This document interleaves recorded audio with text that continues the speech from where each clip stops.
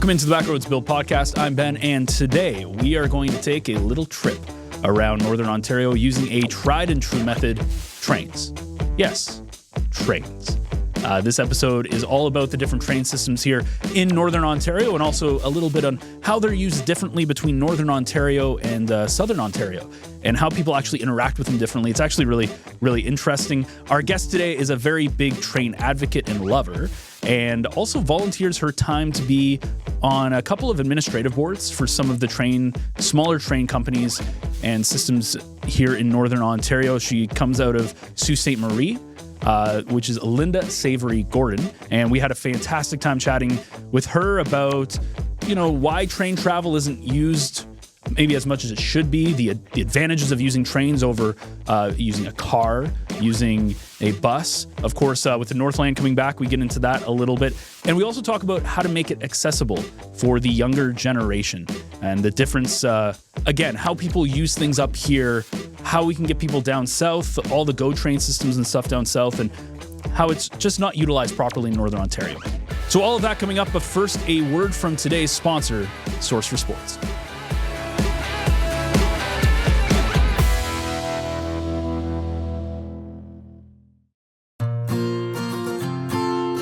Sports aren't just what we do, they're who we are. Source for Sports North Bay is your advocate, your local support system, and your biggest fan. 1321 Fisher Street has grown from a place where knowledgeable experts can help you find exactly the gear you need, to the hotbed of team uniforms, apparel and fanwear, to a community stronghold for all the things that truly matter to you and your family's sports journey. We love helping you find your first pair of skates, as much as we relish supporting local leagues, teams, and athletes. Wherever your sports journey takes you, make sure you visit Source for Sports North Bay at 1321 Fisher Street so we can help you along your way. Today, we are pleased to have on the Backroads Bill podcast Linda Savory-Gordon, who has a very impressive bio. You sent it to us, Linda, and I was reading through it. A lot of big words in here. You got a PhD. You're a professor emerita from Algoma University. And you are very much into today's topics, which is all about trains. So, Linda, welcome to the podcast today. Thank you so much. We're fortunate to have Linda on, and she was born in Cobalt, and after the Silver Rush, way after the Silver Rush, and then moved to Toronto. And Linda, I've thought about this, and why I reached out is that there's so many ways to advocate, or so many topics to advocate in any one community, whether it's a community or something as large as Northern Ontario, and train travel, passenger rail service in particular. And again, you were born in Cobalt, and your parents sent you up on the train from Toronto to visit family and those kinds of things, and we all did that. And going to university as well. That was in your bio, how you went back and forth, because you can no longer go east-west, certainly not from North Bay. And I used to do that and go down to McMaster University. So the first question on my list of questions was, how did you get involved to advocate for passenger rail service, among so many other things? And you probably were involved in other things, but why did you choose that one? It was just such a shock when I came to Sault Ste. Marie, when I married somebody from the Sioux and moved up here, and I couldn't go anywhere by train. And I always enjoyed that in my younger years, and in Southern Ontario and in Quebec, and I was just so surprised that I couldn't use that form of transportation. And Northern Ontario is so vast. It is so vast. And so when I would think about going down to visit friends in either Sault Ste. Marie, in Toronto or Montreal, to drive that distance was so long. And I thought, if only I could hop on a train, it'd be so nice. So then I discovered that there was one train, and it went from Sault Ste. Marie up to Hearst. And I found out that some friends that I knew, they had places along the line there. So I used to go on that train a lot.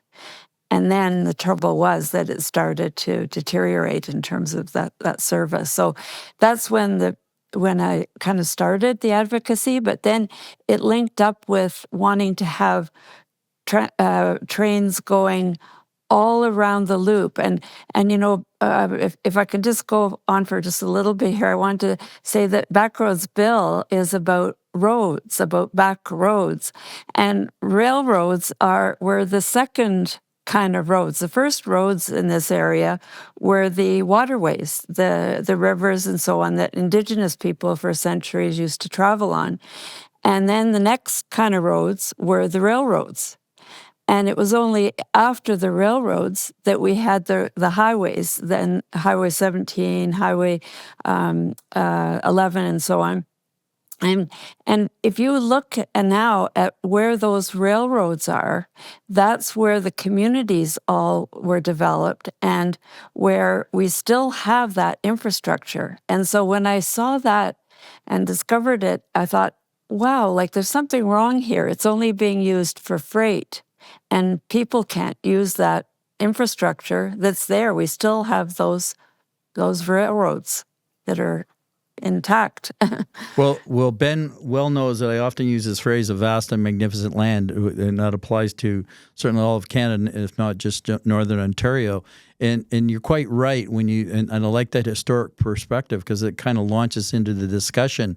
There are the railway lines there, and yes, community development emerged along those lines, but going back, I think it's in the 1970s and a little, then it was the let's do. I mean, we know that passenger service doesn't make a lot of money compared to freight, but we also know that passenger lines are subsidized. For instance, my most recent, I want to become Backroads Bill. Backrails. I was gonna say Backrails, Backwater.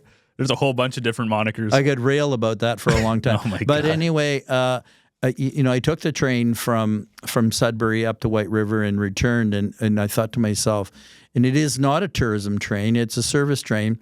I mean, at any one time, there might be 7 to 9 people on that train. It is highly subsidized, one of the most highly subsidized railways in Northern Ontario. And it was a wonderful way to, it serves the communities well. People are not using it. And so I think let's go to that Algoma Central Railway because that's the historic perspective of a line that went, as you said, from Sault Ste. Marie to Hearst. It remains the Agawam Canyon tourism train, which is highly, people come from all over the world to do that, but its service to Hearst decline in your bio, and in fact I taught Al Arrington's son at Nipissing University in the Bachelor of Education program. I've just forgotten his name. He was a tall Devin. Person. Yes, Devin. Thank you for that, Devin Arrington. Devin Arrington. Yeah, and so tell us about that. How that came to pass, and did it come quickly? The demise of the ACR, or was it gradual? And of course, then there was the immediate advocacy to do something about it. Well, it was, first of all, it was an independent line owned by Algoma Central. And then it was sold to Wisconsin Central, which was an American railway. And then it's kind of started to deteriorate a bit, but not as badly as when CN bought it. And the trouble with CN, which used to be a public railway throughout Canada, when that was privatized, then of course it became only interested in making profit because private companies, that's what their whole objective is. And so they were just interested in freight. That, as you say, that's what makes the money, not passenger service. Passenger service is a public service, and it's everywhere in the world. It's always subsidized, partly paid for by the people who pay the tickets and partly by the governments. So anyway, they were not at all interested in, CN was not interested in passenger service. Under the independent owner of Algoma Central, it had been running since way back in 1914, and that was like when the Group of Seven the painters came and they found that it was just an amazing wilderness entryway, using the train to get into the Algoma district of in which they painted some of their most important works. And so that service had gone on for such a long time and was really used a lot. But CN made it so difficult, they changed the schedule. They changed it so that you'd have to go north on a Friday, so you'd have to take a day off of work for a weekend, and then you'd come back on a Saturday right in the middle of the weekend. And so, like, it was obviously the number of people using it started to go down, and that was the whole goal of CN, was to get rid of that passenger service. So they were really happy in 2014 when the Transport Canada decided to stop the subsidy. Anyway, we started the Coalition for Algoma Passenger Trains in 2005 that's when this was starting to deteriorate, and we wanted to first change the schedule back to the original one that was much more useful, and then secondly, to have a lot of events and activities on the train that would bring people onto it and have more passengers using it. And that's when Al Arrington and Marie Price and I started the organization in 2005. Yeah, no, and I remember there was a lot of media attention for that for quite some time in your advocacy didn't quite succeed. But again, Ben, I've been on that train a couple times to Hearst, and actually one of my favorite stories from that, the Oba drug bust. Oh, the drug bust, yeah. And the Satan's Choice bike leader and the like. But I remember getting off the train. Great joy when you can get off the train, put anything you want in the train. I'm actually going to take my canoe on the trek from Sudbury to White River I think the second week in September and get off. But train passenger service in the north is it has waned over time. And I wonder about why do you think that is the case? I mean, we've talked about the passenger service doesn't make money, but and then they pulled up so many rails too. Going back again, we used to be able to go from North Bay to Ottawa on a train, but you can't now on a passenger train. That is.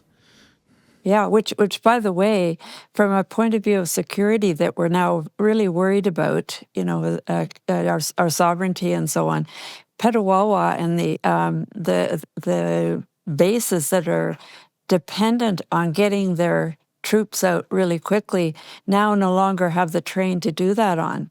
And that was one of the things that we raised at the time when they started pulling up those rails on the way to Ottawa, is that was a big mistake from a defense point of view.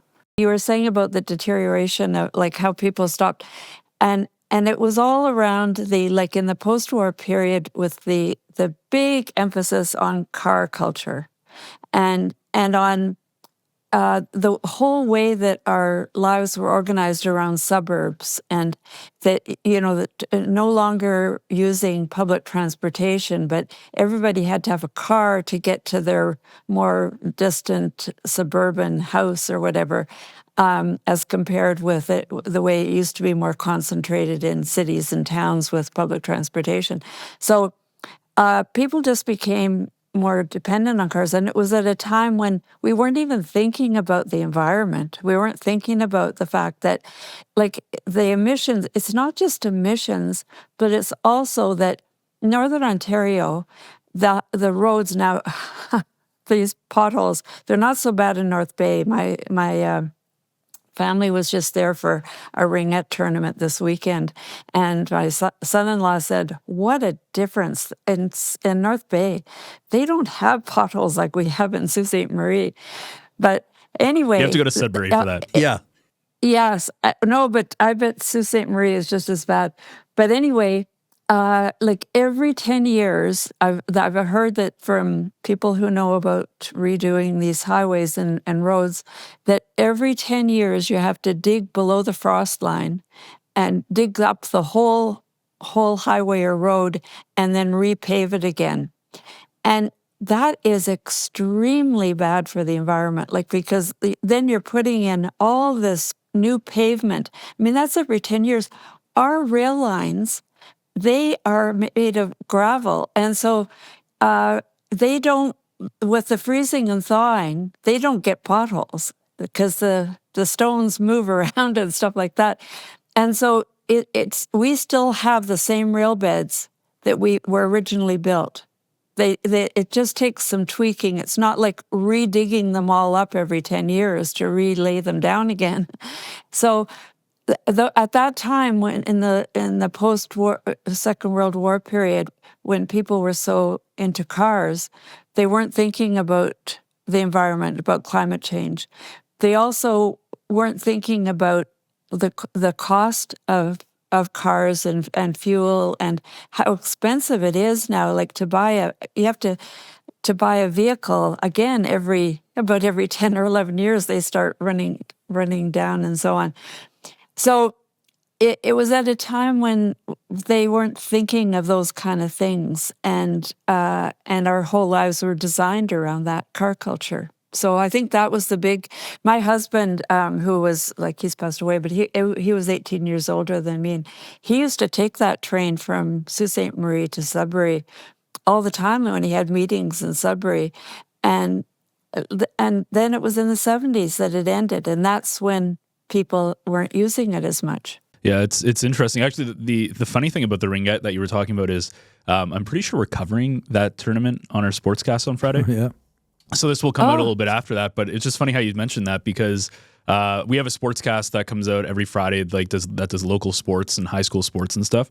And I'm pretty sure I was talking with Dave, and he said that he got footage from that. So if you want to check out the sportscast, Linda, on Friday, it'll be there. But what I did want to say, my granddaughter will want to watch that. Oh, there you go. I'll send you a link. One of the things I was going to say though, Bill, was we talked about passenger trains, and what I find really interesting up here is how people are and we're talking about cars, right? And people are so dependent on cars now. But when you go down south, it's kind of the opposite, right? They use the GO train, they use subways, they use all this stuff. It's kind of an interesting difference. Whereas one of the things, and we'll get to the Northlander later on in this episode, but it is a very interesting thing that most people here depend on cars. Like, I could not imagine not owning a car in North Bay.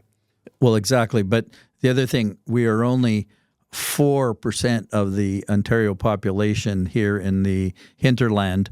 You take away the 4 or 5 cities, and again, it goes 1,000, 3,000, 6,000, 9,000, and maybe 12,000. And the rest, you've got the 5 cities, so to speak. Yeah, and Linda's words ring true. It's a car culture. I mean, why don't we ride the train? Having just experiences, as I said, on the train from Sudbury to White River, and looking forward to the Northlander coming back in 2026, let's hope that people will start to ride the train. You said, Ben, earlier, in the South, they still don't ride public transit enough, whether it's Toronto or going back from, Mississauga or the other way, Oakville and north to Barrie. But we just aren't the same way, Linda, as Europeans are. Now, that might have to do a lot because of distances, great distances that we have in Northern Ontario. But in urban centers, the distances are shorter, but we still have not embraced public transit. Yeah, although in Southern Ontario, I think it's really increased a lot.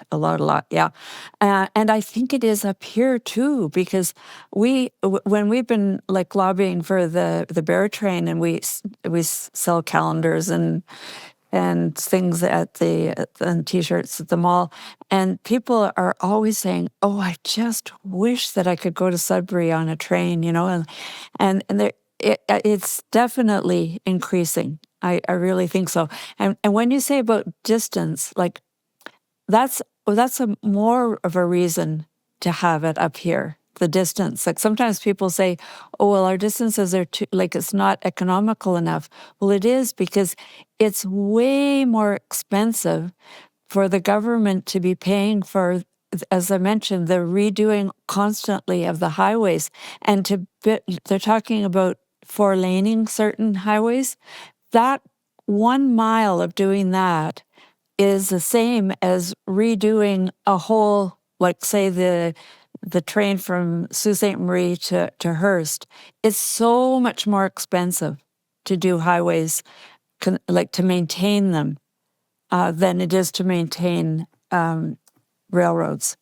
Yeah, there's no question that the trains are our environmental solution, to be sure.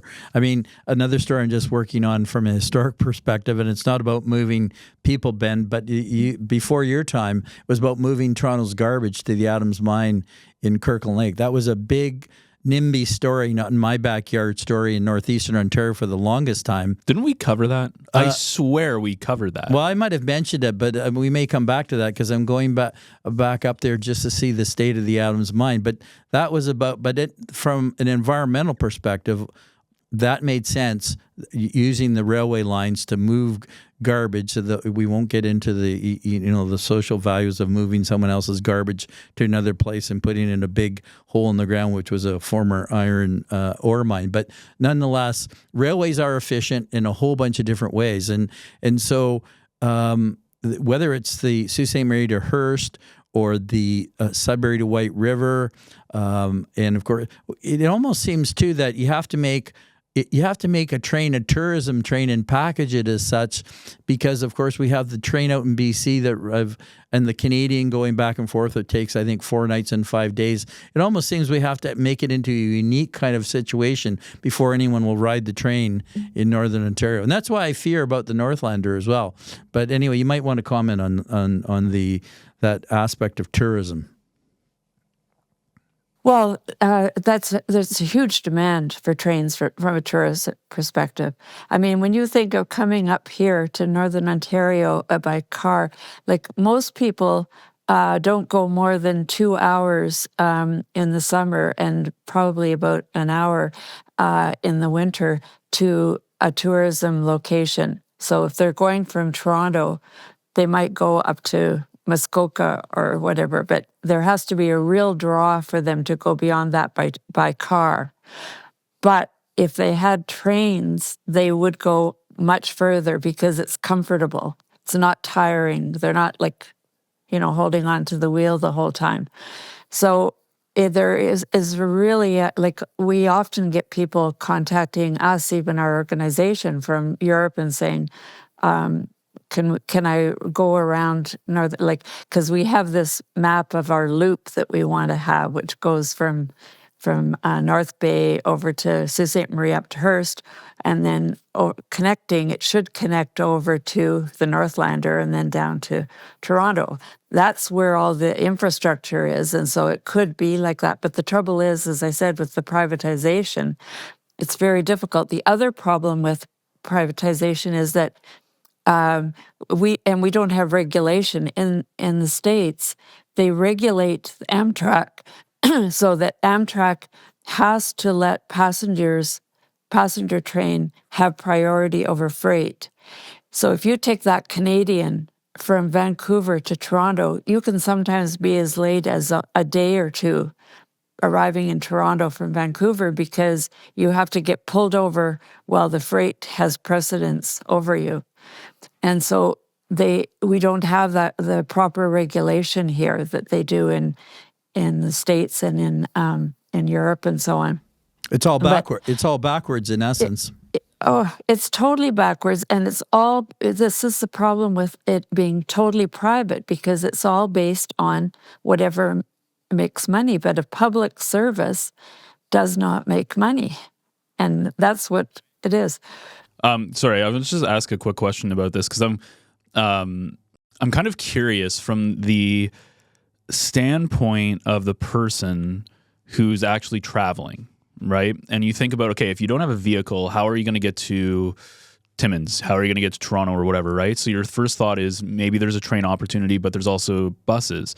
So if you're just Joe Blow on the street, why would you take a train over a bus? Like, what is the... A bus? Okay. Yeah. Very good question. Yeah. No, and I can certainly relate to that, especially if you're of a certain age. And a lot of our tourists, they are older, and I have to get up and walk around. I have a restless leg problem, and so there's a lot of people who they need to be able to walk down the aisle of a train. And a bus, you can't do that. It's too packed in. There's no place to walk back and forth. Also, to go to the bathroom, very difficult on a bus.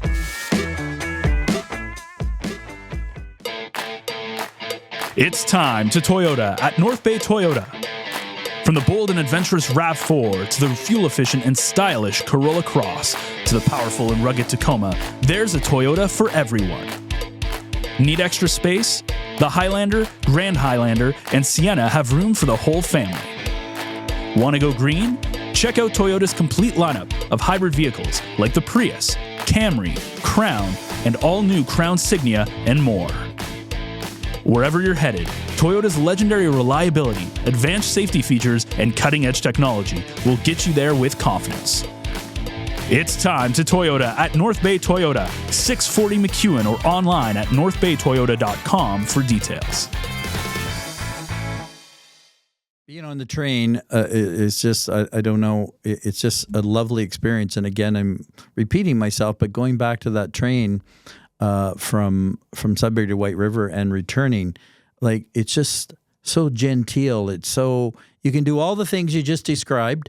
And and again, in the stories I did on that, I tried to describe the feeling, and of course the landscape. I say, if you want to know Northern Ontario, take that train for sure. It's the same as the ACR train, and then maybe that's a segue into that, because tell us about the state of passenger rail service. Again, I mentioned the Agawa Canyon, but now under the new.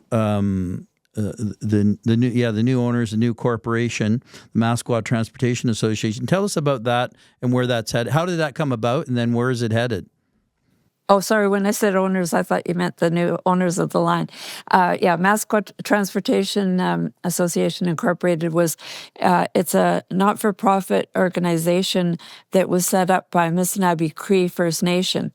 So that train from the Sioux up to Hearst, it passes through the traditional territory of Missinaibi Cree First Nation.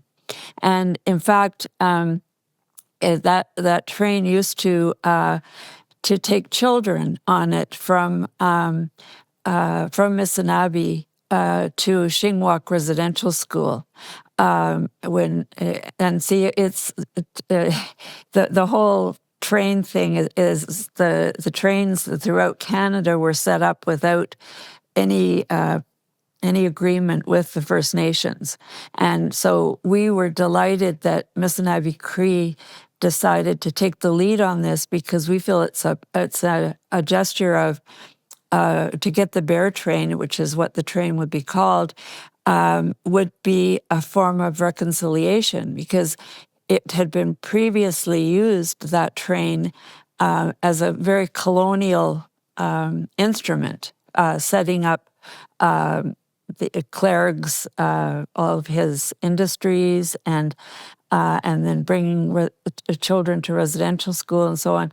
So if we can have that led by a First Nation and used in a way that First Nation wants it to be used, like using it for Indigenous tourism and taking them to their cultural spots. There's places along that line that are very important. One's called Manitou Mountain, that is accessible by train.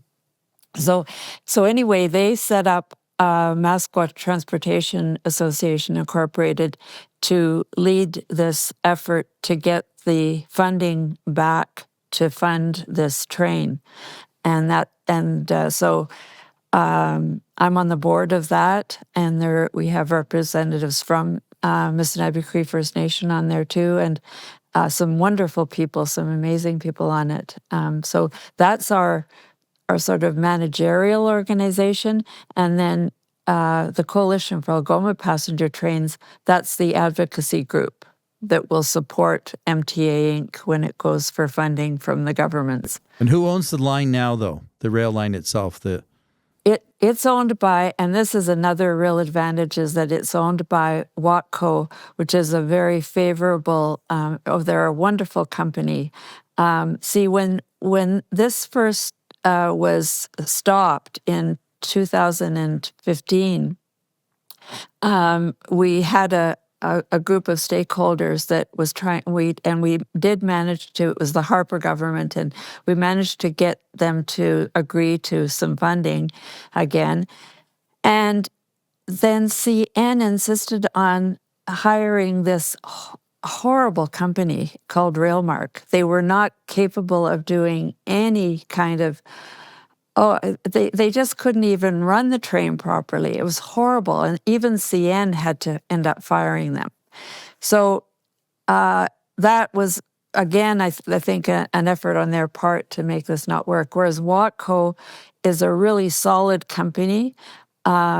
They did end up buying this line sight unseen because it was part of the whole package deal that CN was selling the whole of Wisconsin Central's lines in the States. But anyway, since they've been here, they've been wonderful, and they've taken over the tour train. They've really improved the tour train, and now they're our partners, and they've agreed to run the passenger train as soon as we get the funding. So that's a real plus. Yeah, and that's the next step as it now stands. What are your thoughts about the Ontario Northlander? We all have thoughts about it, but what are your thoughts about it? Because I know you again, going back to childhood, rode that train back and forth, and I've ridden the train, as I said earlier. Ben, you probably never rode the train. I have never ridden a train. Oh. That being said, I used to volunteer down at the Heritage Carousel. So I used to drive that train. But I have never actually been on. My great uncle actually used to be really into the cross. Every year they would go cross country on that train. Yeah. They were really big into that. But no, I've never been on a legit train. Well, that's it. That's BC. That's something I always I hearken back to, because a lot of young people from your generation and have not ever been on a train, and I don't count the the GO train or the subway as being I have on been a on train. a GO train. Yes, you have been. So on I've been GO on a train. So but see, Linda, I think that's going to be a marketing challenge to try to get people on that train, because I remember back in the end of it. Same thing as the Sudbury to White River. There might be a few people on that train. And so what are we going to have to do to try to get people on the train is the question. Can I just jump in super quick? Yeah, you go ahead, Ben. Only because I want to just, from my perspective on this. So the question is, like, why wouldn't I go on a train? Yes. So there's a couple of reasons. Number one, for travel, I have a vehicle. Yep. So I would have no reason to take a bus or train. Mm-hmm. And then for this, because I was just thinking about this, when you want to go somewhere, right? You want to go to Vancouver, you want to go to wherever. You want to get there as fast as possible. It's not about the trip, because you could drive, right? You could drive 20 hours to wherever you're going, or et cetera, but people fly. That's how they get there. They want to get there fast so they can enjoy their week or whatever they have there. So it's interesting, because I think there's a big market for retired people or people who have a lot of time on their hands, because that's what the train is. It's a multi-week or multi-day thing.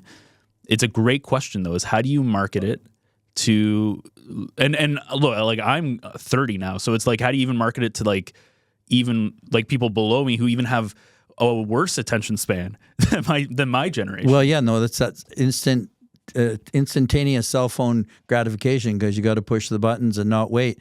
But we'll turn it over to Linda for her impressions. How are we going to market that train and get people on that train? Well, I just wanted to say to Ben, though, too, that when you said it takes a long time, but if you were to go to Japan, holy crow, like the train goes faster than the planes. I don't think there's a train that'll take us to Japan, though, Linda. Yeah. So, but I just mean that, we are crazy. In particularly Canada is even worse than the States in terms of the speed of our trains.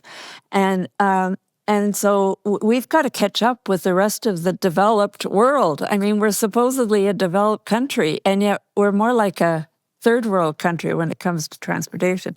Anyway, to get the Northlander going, I think, Bill, that the whole staycation thing is going to really help that. And the Canadian nationalism that we're going through right now, and people really want to stay in Canada for tourism.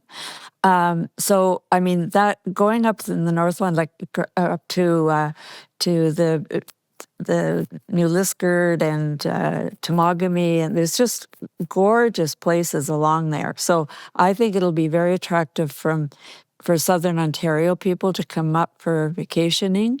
I think it's also going to be with climate change. We're having such crazy weathers. Like, I don't know about Highway 11, but Highway 17 is closed probably at least a couple times a week because of weather.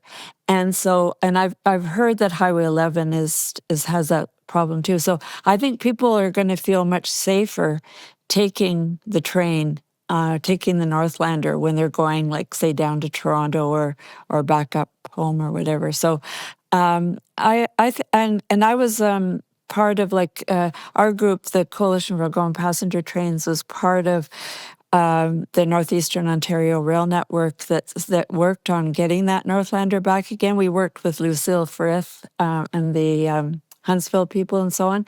And so we talked a lot about those things, about how we would get people doing things. And I suspect that they will try to do events like we did with the ACR when we had Group of Seven events. We had painters who came up from Toronto to see where the Group of Seven painted and so on. And I mean, there's lots of things that can be done if there's people that are helping to make that happen.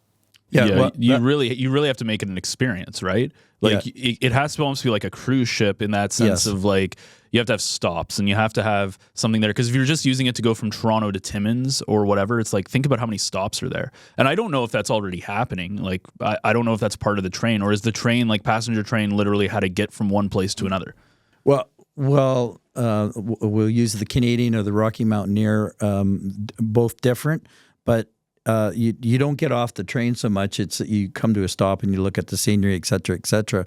But someone like Al Arrington had that down pat, because you have to be greeted at your stop and go somewhere if you want to have these staycations here, and that has to happen. And Ben and I were just jostling back and forth there about going up to Moosonee. And Ben, maybe that will be the first time you'll get on the train, because we'll take the polar bear, or what's called the little bear, and go to Moosonee from Cochrane and do whatever story we have to do, and that will be an introduction, because that's another train. And I know trains because at the Canadian Ecology Centre, we owned a train. We owned the timber train and helped develop. In fact, it was one of my early concepts that went from Mattawa to Temiskaming, and we ran that, and it ran into troubles financially and disappeared. But we had open air cars and like, it was a true, short haul day trip from Mattawa to Temiskaming. But and I remember studying it myself, because I had to find out before the timber train came into existence about ridership. And the polar bear has been around for a long, long time, but the numbers have gone way, way, way down. So again, the problem there, people go on there, and what are we going to do when we get to Moosonee or get over across the road to Moose Factory? And that's the problem with passenger trains. And you hit it right on the head there, Ben, is that there's got to be something to do. And this is, the Northlander is going to be getting people from Timmins over to Matheson and down, and so on and so forth. And we'll see how that all transpires, because it's just a year away. But what about financials, right? So we look at in today's world and how expensive everything is, and that's obviously, like, that's the only thing you hear, right? How expensive housing is, how expensive groceries are, carbon taxes, all these different things that increase cost. Are trains expensive to go on, and is there a subsidization opportunity? I know we talked about privatization of it, but is there a subsidization opportunity for governments to get more people on trains? They exist, and Linda's going to talk about that, because we started this conversation out that, it's part of the social conscience, so to speak, that we have public transit. So, Linda, talk about subsidies, and they exist. They've existed for a long time. And, there's that there's the other railway line goes along the north shore of Lake Huron too. It's been subsidized a few times. Now that's mostly freight, but at the same time, trains are subsidized. Go ahead and tell us about that. Yeah, absolutely. And they're subsidized a whole lot less than highways and roads. And so, but really, it's not like for a person to go on a train. When you're asking Ben, like, I mean, if there's going to be more and more people not able to afford vehicles, and so that is the way that they're going to travel. And so the government subsidy pays part of it, and part of it's paid by their tickets when they buy tickets. But overall, it's a lot less to travel by public transportation than having to buy a vehicle, maintain it, insurance, all that kind of thing. So it's just something to keep in mind, the cost.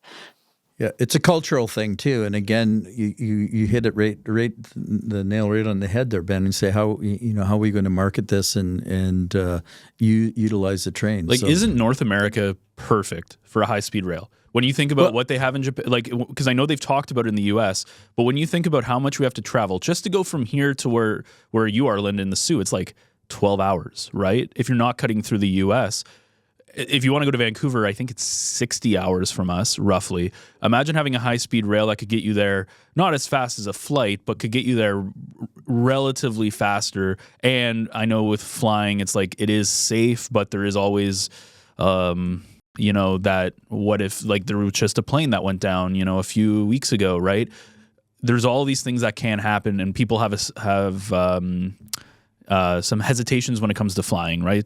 Phobias or what have you. But it's just interesting that, and I'm sure there's a lot of cost to it, but I'm very, now it's different because of the American and Canadian relationship, but I'm very surprised that that's never been on the table as some sort of high-speed rail network between Canada and there is Canada the one and just recently announced on the Windsor to Quebec City corridor. Oh, did they announce that? That's going to take another decade. They're just going to study it and then find out how they're going to make. But that's the first announcement of a truly high-speed train. And in the States, they're not so high-speed, but they do have lots of designated lines, like from Philadelphia to Washington. Those kinds of lines. You can make a lot of money if you take a train from again, not now because of the political climate, but if you took something from down south, like Toronto to Florida, I guarantee you that would probably there's millions of people that go down there. Yeah, they have a good rail in Florida, and fast too. And you used to be able to, and I'm sure it still exists. You used to be able to put your car on the train in Toronto and take it to Florida. Oh, that's cool. Yeah. As we wrap up, and that's what they do in Scandinavia. They do that. There's a lot of cars on trains. Yeah. Okay, so as we wrap up here, we've been talking a lot about trains, and Linda, I want to talk about you for a second. That we kind of mentioned some of your credentials. No, don't worry, it's not that big a deal. We talked. Obviously, you have a personal connection to trains. It's why you got into it. You were a professor.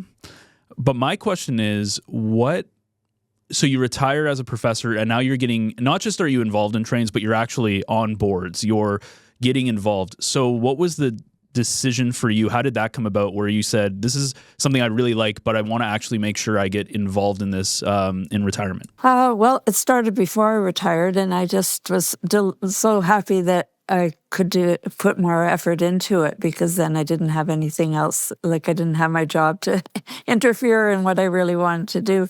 But we're all volunteers, so it's a passion that we have, and so we know that we just have to keep doing it. Like, I'm determined that I'm going to get at least the bear train. We're going to get that going before I die. I want to be able to ride that thing. I'm so glad the Northlander is going to be going again. And you see, those are the two bookends. So I think what's really motivating me is that those are the two rails that connect the Highway 11 and Highway 17. As I mentioned at the beginning of this, those those, the railway loop and then eventually the highways, those are all the communities in northeastern Ontario. And it just struck me as being so great if we could just visit each other, go around to all these communities, have meetings, do all these things that instead of driving in bad conditions and weather, that we could just get on a train and do it. I'm very interested in politics too, about democracy. And I think that in order for people to really be able to have their voices heard, they have to meet.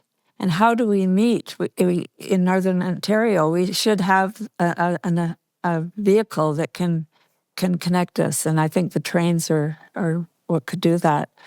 So, I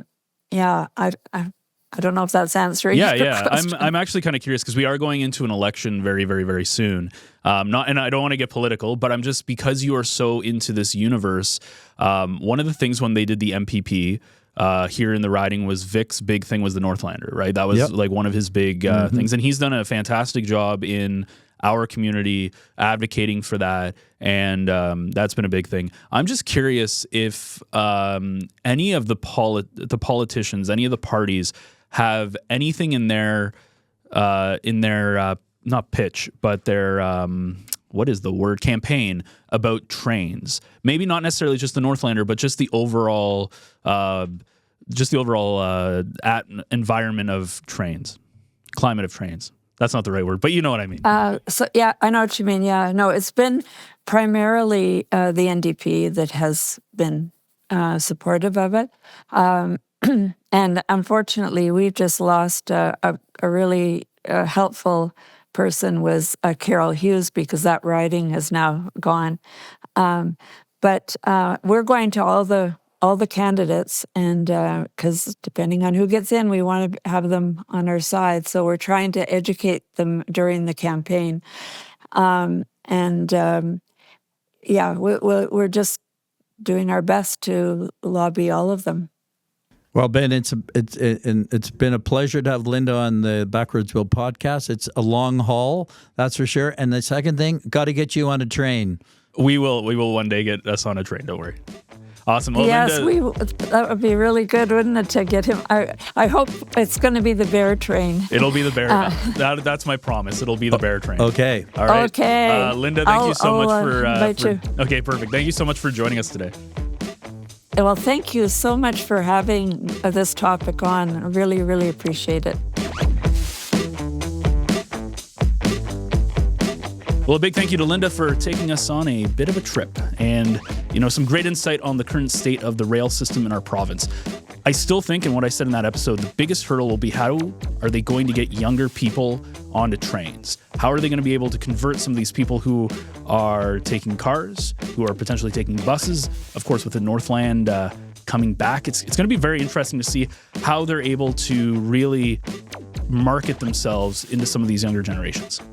If you enjoyed today's episode, you can find more episodes of the Backroads Bill podcast on your favorite podcast players like Apple and Spotify. The video version is, of course, available on the North Bay Echo YouTube channel. And, of course, everything can be found on northbayecho.ca.